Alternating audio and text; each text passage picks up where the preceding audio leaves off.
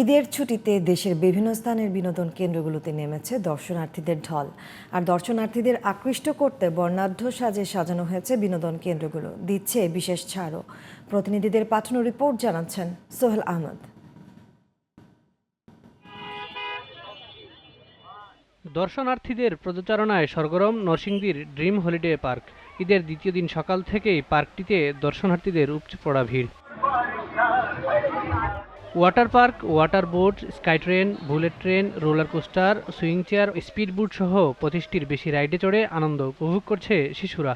শিশুদের সাথে হইহুল্লোড় করে সময় কাটছে অভিভাবকদের।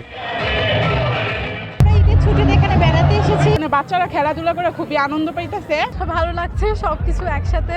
ঈদের চতুর্থ দিনেও বিনোদন প্রেমীদের ঢল নেমেছে সাভারের জাতীয় স্মৃতিসৌধে।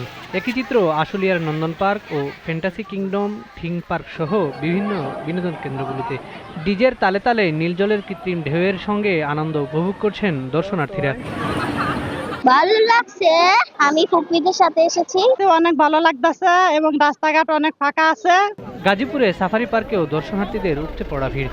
বাঘ, ভাল্লুক, সিংহ, জেব্রা ও জিরাফ সহ বিভিন্ন প্রাণীর ছোটাছুটিতে মুগ্ধ হচ্ছেন তারা। জিরাফ দেখছি, জেব্রা দেখছি, বানর দেখছি, হরিণ দেখছি, সিংহ দেখছি, বাঘ দেখছি, হরিণ দেখছি। প্রত্যেকটি জায়গায় তাদের নিরাপত্তার জন্য আমাদের পর্যাপ্ত স্টাফ নিয়োগ দেওয়া হয়েছে।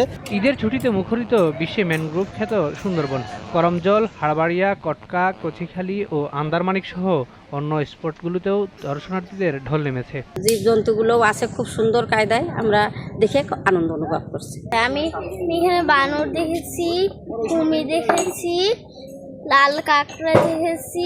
পর্যটক যারা আসবে আমরা জানি ঈদের পরের দিন ভিড় হয়, কয়েকদিন যাবত ভিড় থাকবে, আমরা সেভাবে তাদেরকে সার্বিক সহায়তা করব। দর্শনার্থীদের টানতে বিনোদন কেন্দ্রগুলোতে বিশেষ ছাড়ের ব্যবস্থা রেখেছে কর্তৃপক্ষ। Sohel Ahmed, GTV news.